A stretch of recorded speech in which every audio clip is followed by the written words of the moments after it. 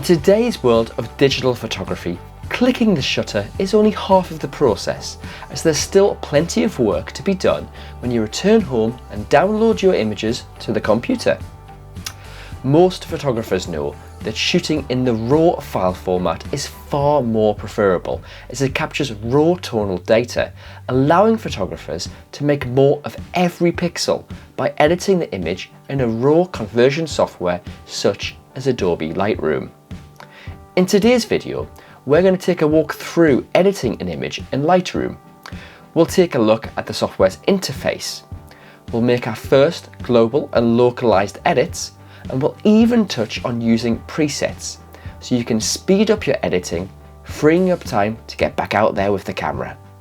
We're going to start with a look at the Lightroom interface, and our first tab that we need to know about is the library module. This is where your images live once they've been imported into Lightroom from the memory card, and this software makes it easy to troll through your photos so you can quickly sort and find them.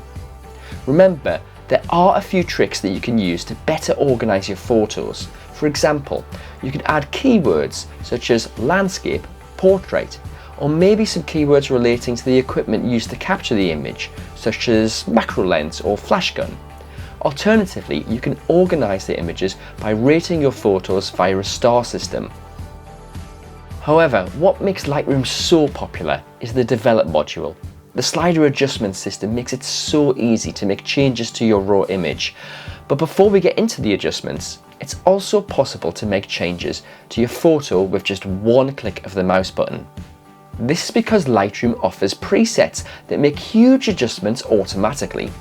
Now, you've got a choice when it comes to presets. You can use the default presets that come as standard with Lightroom.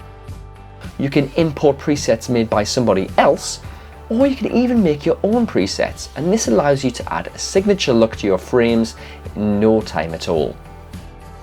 On the right of the interface, you'll find the various tabs, from the Basics tab, which contains sliders for exposure,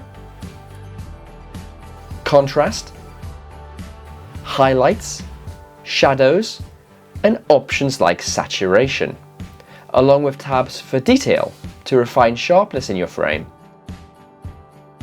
lens correction to take control of the distortion in your scene, and more advanced color tabs such as HSL and color grading, which lets the photographer make precise color edits.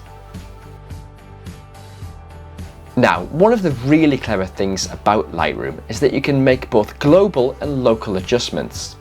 Global adjustments are when you make a change to, say, exposure, and this will affect the whole of the photo.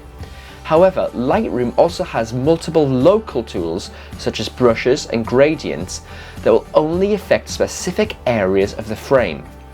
Now, this is handy when you are, say, recovering detail from an overblown sky or trying to lift the shadows from a portrait subject's face. Another really cool thing about Lightroom is that you can see a before and after preview of the frame, so you can check how your image started and how it's progressed since making your adjustments.